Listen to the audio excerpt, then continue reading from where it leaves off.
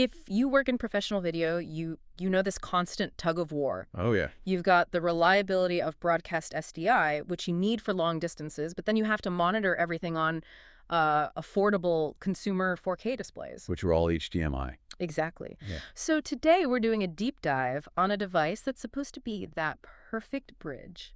The Datavideo DAC8P-4K SDI to HDMI converter. And our mission here is really to look past the name on the box. Yeah. I mean, why does this thing have a professional price tag? Right. Because its core function isn't just conversion, it's about signal integrity over distance. So it takes a heavy 12G SDI feed. A huge amount of bandwidth, yeah.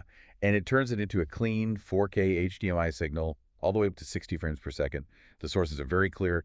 This is broadcast quality gear. That's the key distinction, isn't it? We're not talking about some cheap little dongle you'd find online. So what kind of 4K signals can it actually handle? It supports the full range. You've got DCI 4K. That's the cinema standard 4096 by 2160. And UHD 4K, which is more common for displays. The real challenge it solves is maintaining that quality. The cheap adapter might drop frames after 50 feet. And this just works. It just works. The output automatically matches the input, no matter how long that cable run was. Okay, let's get to the real, the aha moment for me, which is this SDI reclocking feature. For anyone listening, why is that absolutely mandatory in a pro workflow? This is what's so fascinating. It's all about signal degradation. When you run SDI over long copper cables, the timing, they call it jitter, it gets messy. Right, the signal gets noisy. Exactly. The DAC8P-4K literally regenerates or reclocks that video signal. It cleans up what's called the SDI pattern, and that ensures the data stream is perfect on the other end. So that's how you can run a cable across a stadium or a huge venue. That is precisely what lets you do it. It extends transmission runs that other gear just couldn't handle. And when you're in those demanding locations, the physical build quality has to matter. This is a rugged aluminum housing. It absolutely does. Resilience is built in both electronically and physically. And speaking of resilience, the I/O setup is really flexible.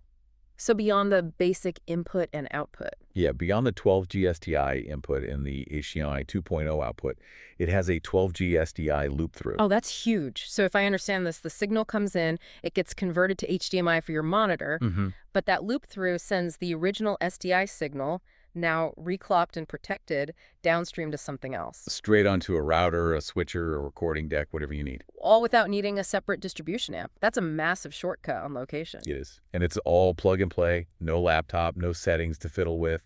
But it's also not just a video tool, it's an audio management tool. What's the dual role there with audio? Well, the main HDMI output carries your standard 8-channel embedded audio. Okay.